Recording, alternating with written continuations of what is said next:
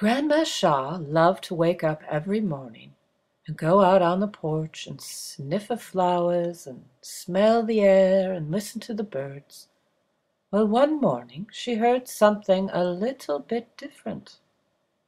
She looked around. "Hello, hello, where are you? I can tell someone's there. Please present yourselves to me." "Oh, oh, there you are.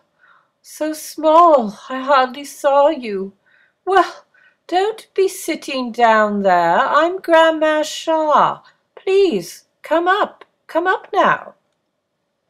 And there sat two very old, scared mice. "My name is Mr. Higglebottom. This is my wife, Mrs. Higglebottom."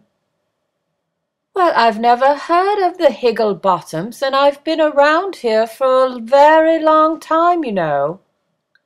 "Higglebottoms tend to be shy, like my wife here, Mrs. Higglebottom. She's very scared, especially of cats."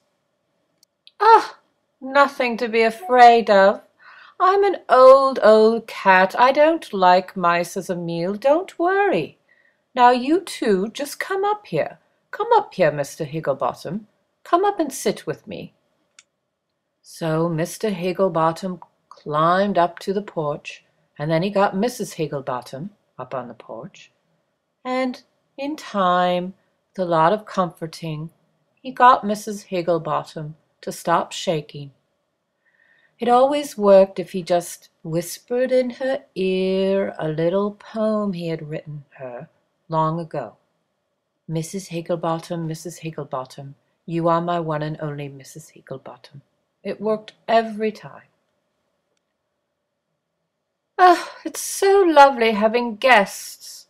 I love having guests sharing my porch. Would you like to stay forever? I'm 135 years old, and I could really use some company." "Higglebottoms don't tend to spend the night, especially in a cat home. However, my wife and I are almost 1,000 years old together, so we would appreciate it so much. Thank you. Would you mind if I pick some lilacs for Mrs. Higglebottom?